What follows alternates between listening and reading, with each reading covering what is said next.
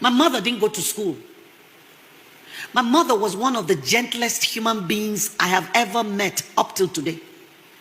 My mother was not educated, but she carried herself with such daintiness. You respected her. My mother picked her battles. I tell you something. When I was younger, my dad was still trying to make it in life and become comfortable. We lived in a face me, I face you kind of house. You know what I mean. And we had many neighbors who also had many children, like my father and my mother had many children.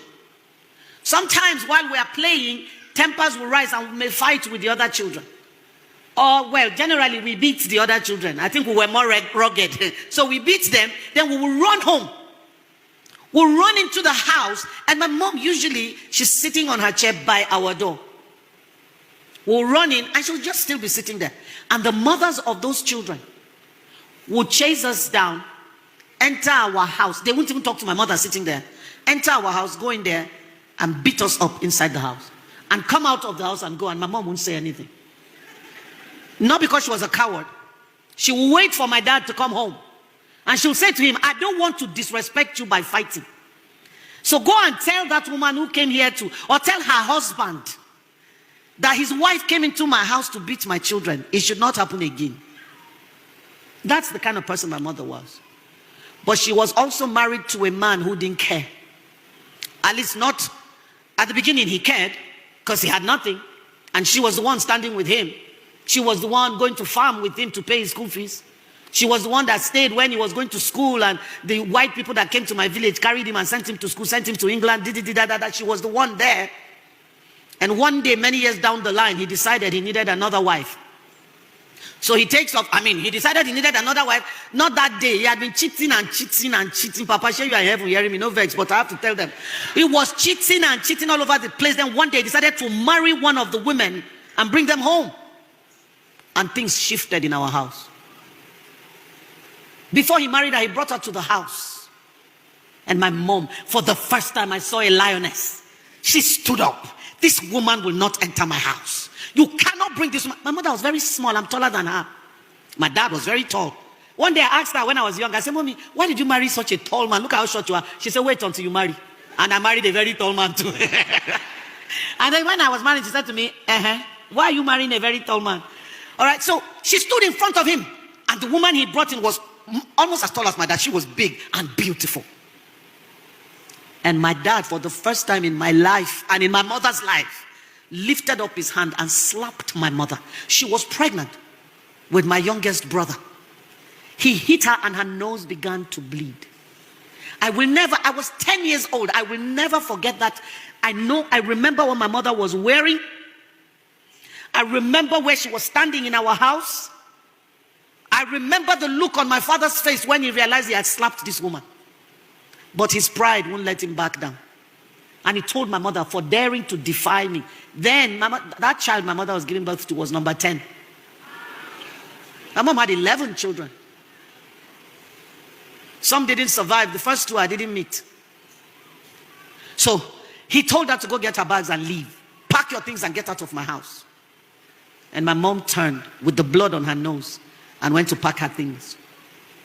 She took the little girl she had brought from the village that was living with us. She said, let me take her back to her parents. And she took my little, forgive me, she wasn't pregnant with my little brother. She was pregnant with the last child, Abigail. So she took TemmyT, who was about 2 years old then, and she was pregnant with Abigail, and she had the little girl. She packed her bags and she went outside.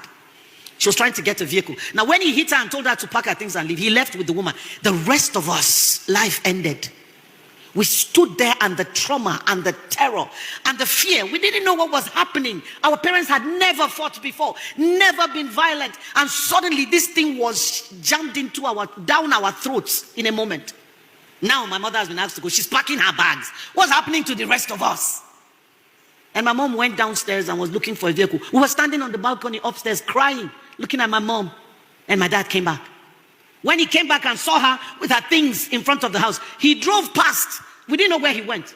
My mother got a taxi, got to the motor park. My dad was a vehicle inspection officer, VIO. It's not the type you have today.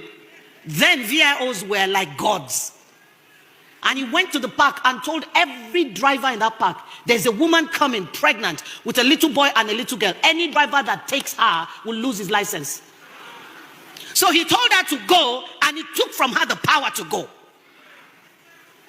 My mother stood in that park and nobody would take her.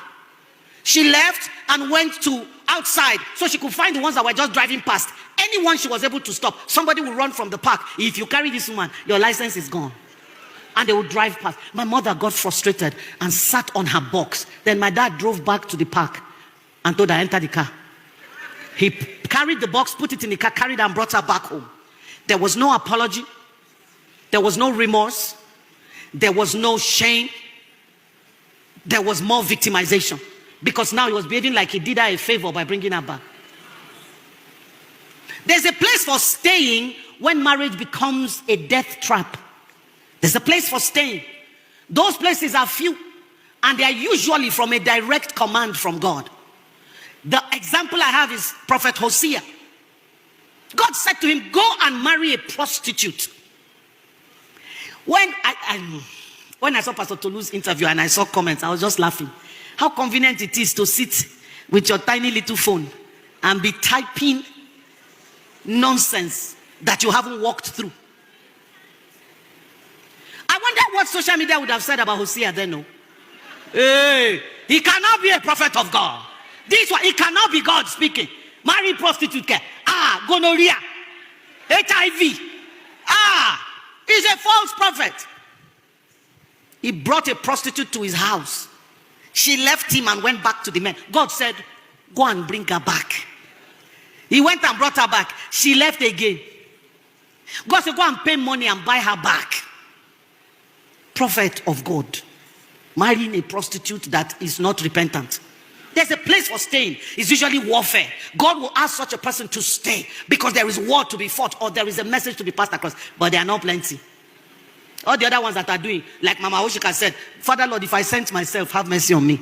Many of the people who are staying sent themselves. God did not ask you to stay. Anything that will strip you of personhood is not godly.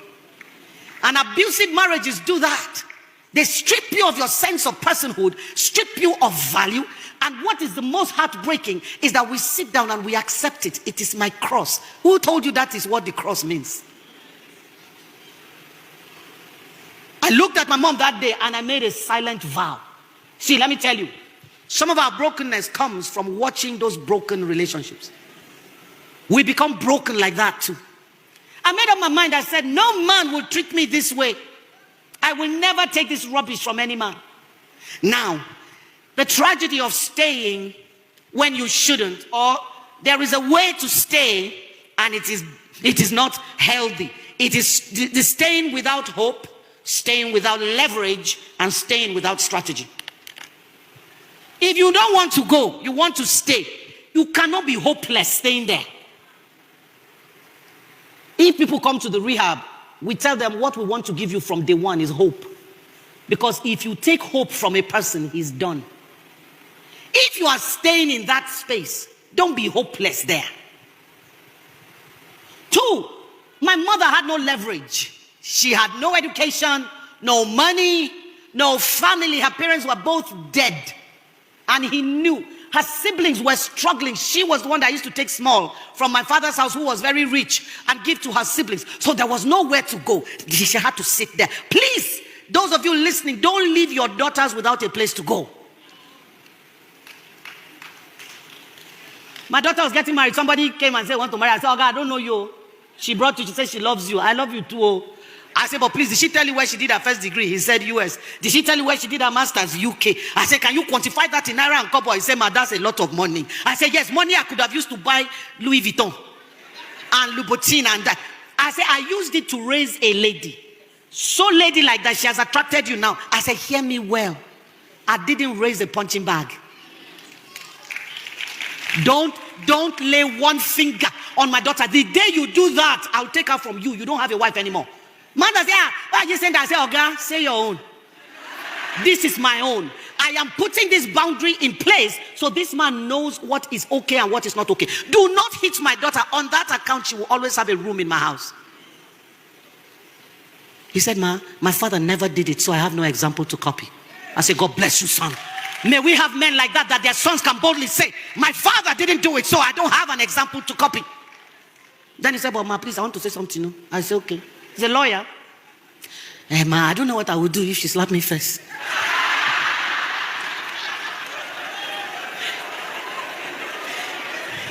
So I said to him, I didn't raise her like that. I said, just as it is not okay for you to hit her, it's doubly not okay for her to hit you. So don't stay there without leverage. What are you leveraging on? When a person breaks the covenant down to rubbish, you are not bound to uphold that because it's no longer a covenant. At this point, your leverage should be contract. It was a covenant from the beginning until they broke it. It becomes a contract. And I'm not afraid to say that. The church needs to start speaking and stop making the victim responsible for fixing what they didn't break. Stop making the victim responsible for repairing what they didn't break. How can a woman run to you for shelter? She's been beaten. Oh, the house that I began. You don't know what made me start that safe house. God told me 8 years before, start a safe house. I said, Father Lord, the rehab center has not stabilized first. Let me be stabilizing that one. One day I woke up and there was a woman in my house. She was standing and swaying. And it was somebody that brought her. She was saying, Mommy, please help. I said, what? She said this morning the husband was beating her. He held her neck and was banging the back of her head against the wall. As she was speaking, the woman fell down and slumped. In my house. I thought she had died. I started shouting, Jesus, help me. I put her on the bed. I know the husband. And I couldn't wrap my head around it. See, some women are married to narcissistic men who are perfect gentlemen outside, but they are monsters inside the house. And you don't know. So when they're talking, you say, that nice man. No, now. Please don't do that. I ran to the office to help my head understand what I just saw. I met a woman waiting for me. She said, I'm not going back home. She followed me back home. The next morning we woke up, there was one knocking on my door at 6 a.m. frantically, 25 years married, running for her life with a small bag on her shoulder. What is it? Ma, please, I can't go back home. You will kill me. By the end of that day, another one came. The husband had used knife to beat her. By the end of that day, another one came. The husband had used knife to beat her. What is that? That's not a covenant anymore. When God was giving the covenant, he was assuming that people will be children of God. Most of them are children of the devil now, carrying the name of God as a cover. In the last few weeks, Auntie Billy, if you know how many women have sent me messages about their husbands and what they are doing to them, and they're all pastors. The abuse from the pulpit to the pew. Please don't stay without strategy, don't stay without leverage, and don't stay without hope. If you must stay,